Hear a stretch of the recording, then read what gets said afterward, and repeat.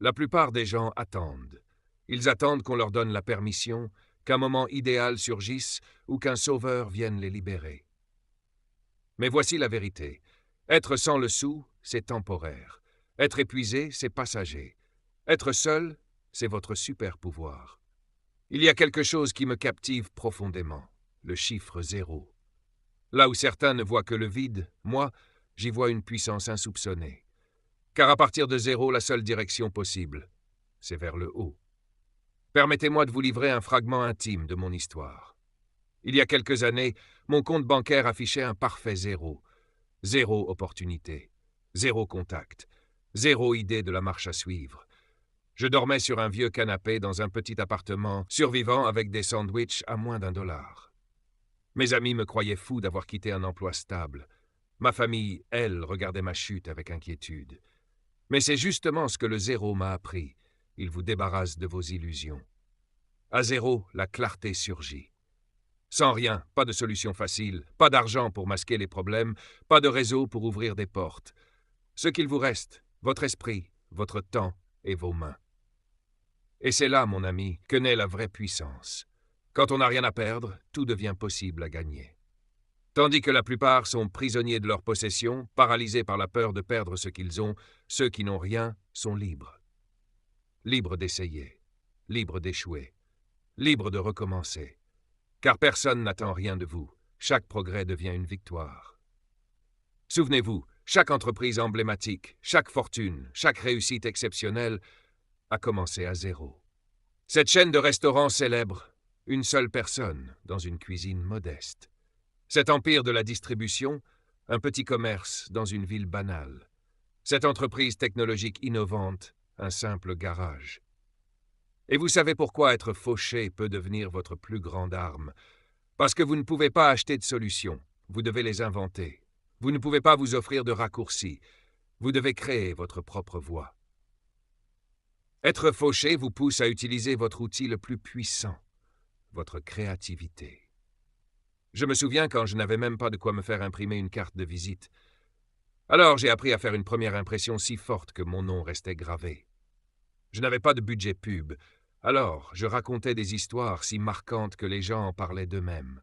Pas de bureau, chaque café devenait mon QG, chaque bibliothèque publique mon univers. C'est ça, la leçon du 0, l'ingéniosité. Et croyez-moi, l'ingéniosité vaut bien plus que les ressources, parce que des ressources sans ingéniosité finissent par se perdre. Mais l'ingéniosité, elle, trouve toujours un moyen de créer ce qui manque. Voici une vérité que beaucoup ignorent. Partir de 0, c'est un avantage, parce que le 0 vous enseigne ce que le confort ne pourra jamais vous apprendre. Il vous oblige à innover. Il vous forge une force que l'argent ne peut pas acheter. Chaque dollar que vous gagnez vous enseigne une précieuse leçon. Chaque lien que vous tissez vous révèle un pan de la nature humaine. Et chaque solution que vous inventez devient une démonstration vivante de votre capacité d'innovation. En partant de 0, vous ne bâtissez pas seulement une entreprise ou une carrière, vous vous bâtissez, vous. Et c'est cela, le vrai pouvoir du point de départ. Ce n'est pas uniquement ce que vous créez, mais surtout la personne que vous devenez en le créant. Alors, la prochaine fois que vous faites face au 0, ne vous laissez pas abattre. Soyez excité, car le 0 n'est pas une fin, c'est un tremplin. Ce n'est pas votre adversaire, mais votre meilleur professeur. Ce n'est pas une malédiction, c'est une opportunité. Souvenez-vous, chaque grande histoire commence par un point 0. Et dès maintenant, c'est vous qui avez la plume en main. Vous êtes l'auteur de votre chapitre suivant. Laissez-moi maintenant vous parler de la phrase la plus dangereuse de la langue anglaise. Je commencerai quand? Je commencerai quand j'aurai plus d'argent. Je commencerai quand j'aurai plus de temps. Je commencerai quand les enfants seront grands. Je commencerai quand le marché s'améliorera. Vous savez ce que cela veut réellement dire? Ça veut dire jamais. Un jour, à un séminaire, un jeune homme m'a dit « J'ai une idée géniale pour un business, j'attends juste le bon moment pour me lancer. » Je lui ai demandé depuis combien de temps il attendait. Il m'a répondu « 5 ans. 5 ans d'attente. 5 ans à regarder les autres construire leurs rêves pendant que le sien prenait la poussière. 5 ans d'excuses. Voilà ce que beaucoup de gens ignorent à propos du timing. Le moment parfait n'existe pas. La vie ne vous envoie jamais une invitation en lettres dorées pour dire « c'est maintenant ». Le moment parfait est un mirage, un mythe qui empêche des gens ordinaires de devenir extraordinaires. Voici une vérité profonde. Le temps passera de toute façon. Le sablier s'écoule, que vous agissiez ou non. Que vous couriez après vos rêves ou que vous restiez à rêver, les pages du calendrier tourneront. Pendant que vous attendez que tous les feux passent au vert, d'autres foncent, un carrefour à la fois. Parlons maintenant d'un concept aussi redouté que puissant, le désespoir. La plupart des gens fuient le désespoir comme s'il était un poison. Mais le désespoir, c'est parfois un cadeau. C'est la façon qu'a la vie de dire « assez attendu ». Le désespoir, c'est l'urgence d'agir. Je connais un homme qui, dans sa quarantaine, a tout perdu. Son emploi, ses économies, sa confiance. Il était brisé, désespéré. Mais au lieu de s'effondrer, il s'est élevé. Il n'avait pas de fonds pour acheter du stock, alors il a lancé un service sans inventaire. Il ne pouvait pas louer de bureau, alors il est devenu mobile, apportant son offre directement à ses clients. Ce désespoir ne l'a pas détruit, il l'a propulsé. Voilà la vraie force du désespoir. Il vous pousse à innover.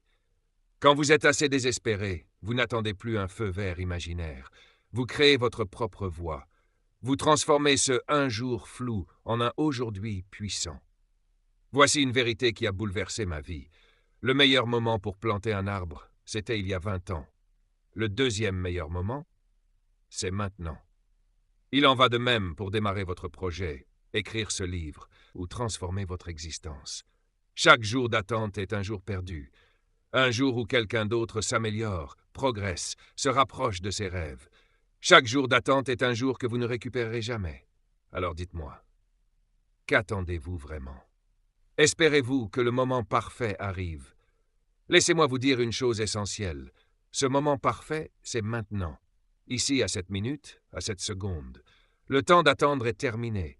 Le temps d'agir est arrivé. Car si ce n'est pas maintenant, alors quand? La vie récompense l'action, pas les intentions. Elle célèbre le progrès, pas la perfection. Et surtout, elle ne donne rien à ceux qui se contentent d'attendre. Votre moment n'est pas en route, il est déjà là. La seule vraie question est, qu'allez-vous en faire? Vous savez ce que la plupart des gens redoutent plus encore que l'échec? Être seul. Ils restent dans des relations toxiques, gardent des amitiés qui les freinent, occupent des emplois qu'ils détestent. Tout cela pour éviter la solitude. Mais permettez-moi de vous révéler une vérité puissante. Parfois, être seul est exactement ce qu'il vous faut. Je me souviens d'une nuit où je marchais seul dans mon jardin. Pas de téléphone, pas de conversation, pas de distraction. Juste moi et mes pensées.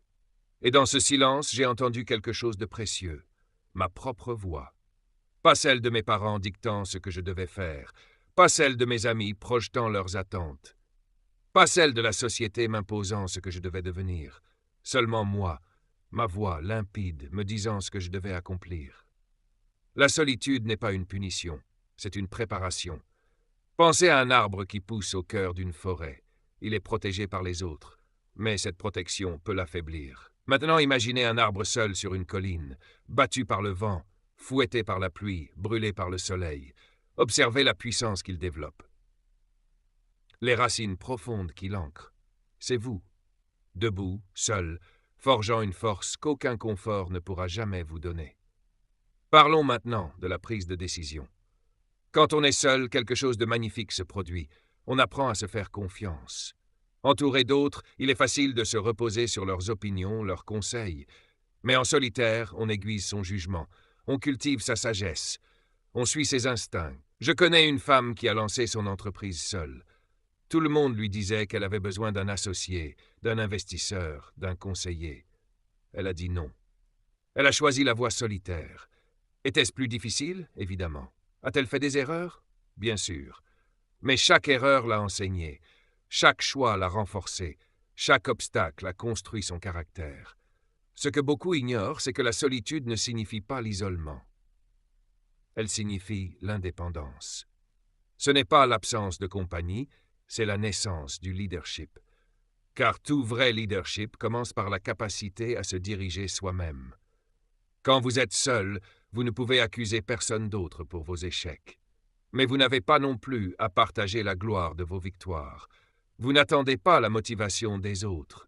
Vous allumez votre propre feu, vous nourrissez votre propre énergie, vous trouvez votre propre pourquoi chaque matin. Pensez-y. Chaque inventeur de génie, chaque penseur révolutionnaire, chaque leader visionnaire a à un moment donné dû marcher seul, croire en une vision que personne ne comprenait, faire confiance à un instinct que tout le monde remettait en question. C'est ça la bénédiction de la solitude. Elle vous oblige à devenir complet, à combler vos manques, à résoudre vos problèmes, à répondre à vos propres questions. Et voici le plus beau paradoxe. Une fois que vous êtes fort seul, vous devenez encore plus exceptionnel avec les autres. Parce que vous venez d'un lieu de puissance, pas de dépendance.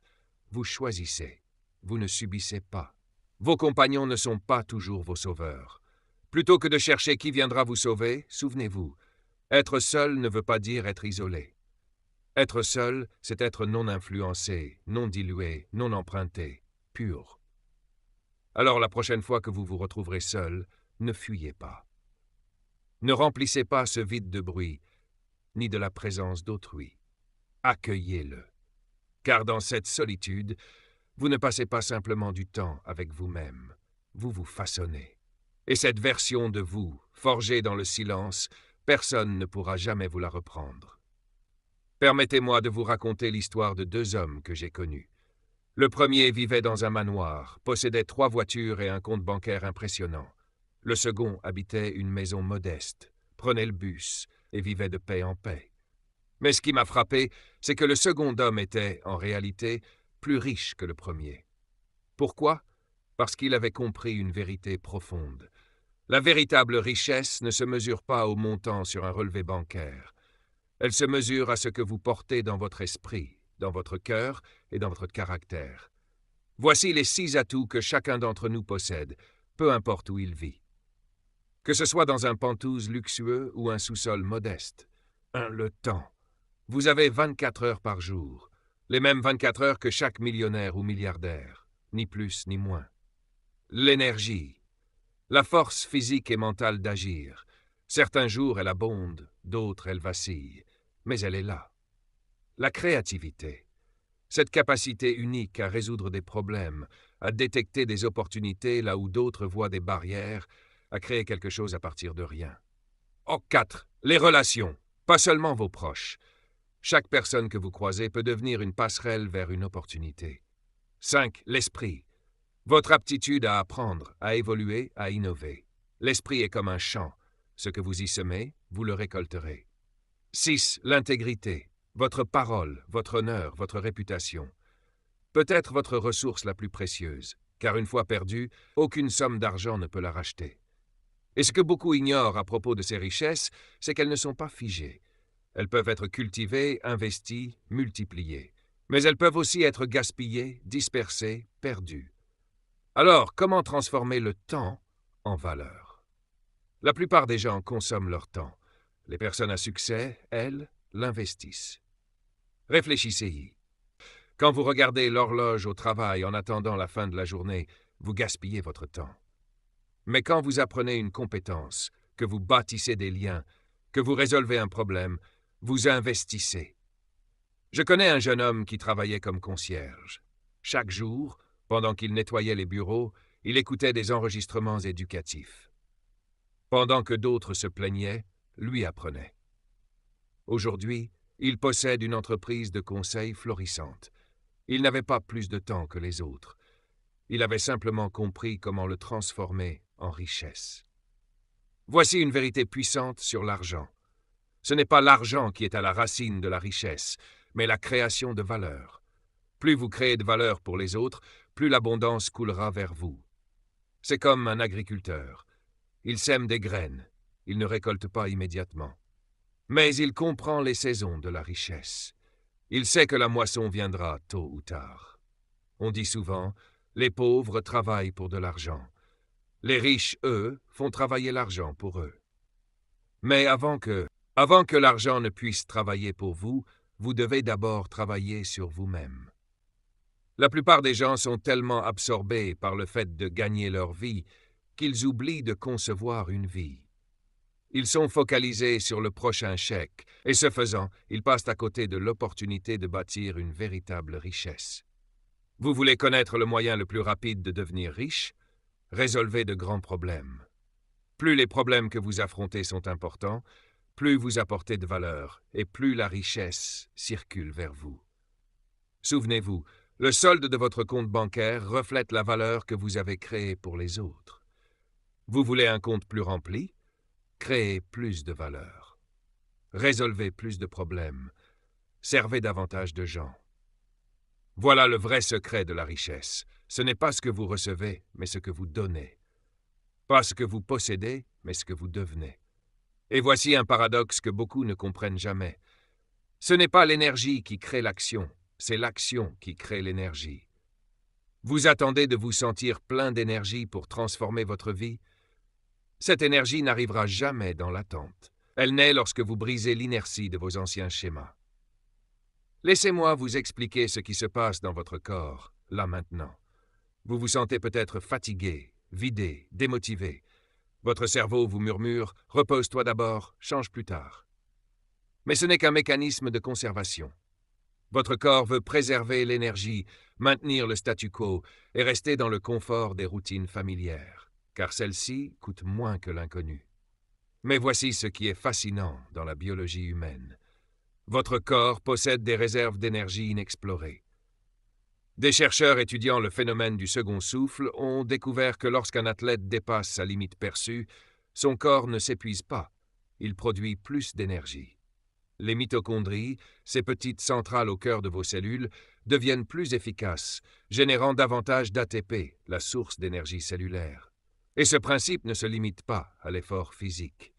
Il s'applique aussi à votre énergie mentale et émotionnelle. Quand vous franchissez le mur de la fatigue, quand vous dépassez ces anciennes croyances qui vous disent de rester petit et prudent, vous activez des systèmes énergétiques dormants. Vos cellules se réveillent. Littéralement, vous commencez à produire plus d'énergie parce que vous osez en demander plus à votre vie. Rappelez-vous d'un moment où vous étiez trop fatigué pour faire quelque chose, mais vous l'avez fait quand même.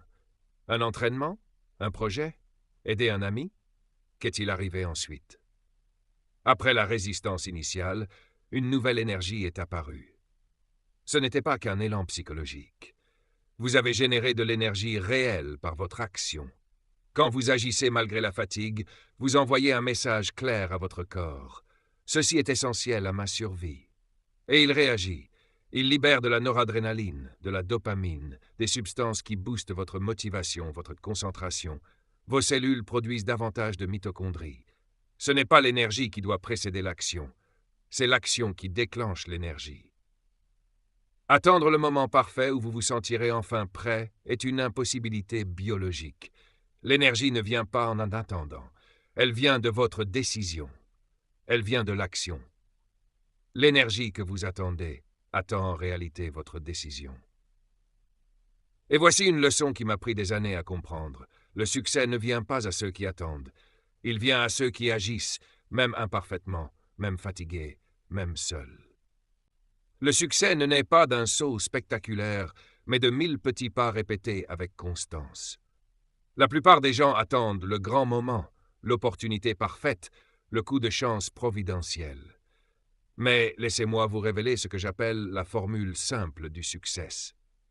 Ce que vous faites chaque jour compte bien plus que ce que vous faites de temps en temps. Imaginez 2 personnes. La première fait une séance d'entraînement intense de 5 heures le 1er janvier, puis plus rien pendant 6 mois. La seconde marche simplement 15 minutes chaque jour. À votre avis, laquelle sera en meilleure forme en juin? Il n'y a même pas de débat. Le succès fonctionne de la même manière. Ce n'est pas l'intensité qui compte, c'est la constance. Voici quelques disciplines quotidiennes qui ont littéralement transformé ma vie. Levez-vous tôt, pas de temps en temps, tous les jours, même le week-end, même quand l'envie n'est pas là. Les premières heures du matin ont quelque chose de magique. Pendant que le monde dort, vous bâtissez votre avenir. Lisez 10 pages par jour. Pas un livre entier une fois par mois, mais 10 pages chaque jour. Cela fait 650 pages par an. Imaginez l'impact si vous lisiez autant sur votre domaine, votre art, vos rêves. Vous deviendriez inarrêtable. Notez vos objectifs chaque matin. Pas une fois par an, ni même par mois. Chaque matin. Les objectifs ne sont pas seulement des destinations. Ce sont des boussoles qui vous montrent la direction à prendre aujourd'hui. Parlons maintenant d'un principe puissant, l'effet cumulatif. La plupart des gens surestiment ce qu'ils peuvent accomplir en une journée et sous-estiment ce qu'ils peuvent accomplir en un an. De petites actions répétées chaque jour mènent à des résultats extraordinaires. Pensez-y, si vous vous améliorez juste un peu chaque jour, au bout d'un an, vous ne serez pas simplement 365 fois meilleur, mais 37 fois meilleur. Voilà le pouvoir de la croissance quotidienne. Mais attention, chaque jour d'attente est un jour perdu. Pendant que vous attendez, quelqu'un d'autre progresse. Il se renforce, il se rapproche de ses rêves. Et vous, chaque jour d'attente est un jour que vous ne retrouverez jamais. Alors dites-moi, qu'attendez-vous? Quel moment parfait espérez-vous voir apparaître? Parce que je vais vous dire une vérité, ce moment parfait, c'est maintenant. Oui, maintenant, à cette minute, à cette seconde. Le temps d'attendre est terminé, le temps d'agir est arrivé, car si ce n'est pas maintenant, alors quand? La vie récompense l'action, pas l'intention. Elle récompense le progrès, pas la perfection. Et surtout, elle ne récompense jamais l'attente. Ce moment que vous attendez, il n'est pas en chemin. Il est déjà là. La véritable question est, qu'allez-vous en faire? Parlons maintenant d'un mot puissant, l'héritage. Beaucoup pensent que l'héritage, c'est ce que l'on laisse derrière soi, après. Mais ce n'est pas vrai. Votre héritage n'est pas ce que vous laissez, c'est ce que vous construisez maintenant. Chaque action, chaque choix, chaque moment vécu avec intention est une brique de plus dans la fondation de ce que vous laissez au monde. Je connaissais un homme qui disait toujours « un jour, il lancerait son entreprise, un jour, il écrirait son livre, un jour, il ferait une différence. » Vous savez ce qui s'est passé? Ce un jour n'est jamais venu. Parce que un jour n'est pas un jour de la semaine. Il n'existe sur aucun calendrier. Comprenez ceci. L'avenir que vous imaginez se construit par les actions que vous entreprenez aujourd'hui. Pas demain, pas la semaine prochaine. Aujourd'hui. Vous voulez savoir quel est le moment le plus puissant de votre vie? C'est celui-ci, ici, maintenant. Parce que c'est le seul instant sur lequel vous avez un contrôle total. C'est le moment où tout peut changer. Le défi est simple, mais pas facile. Agissez. Pas après ce discours, pas après le déjeuner, pas quand vous vous sentirez prêt.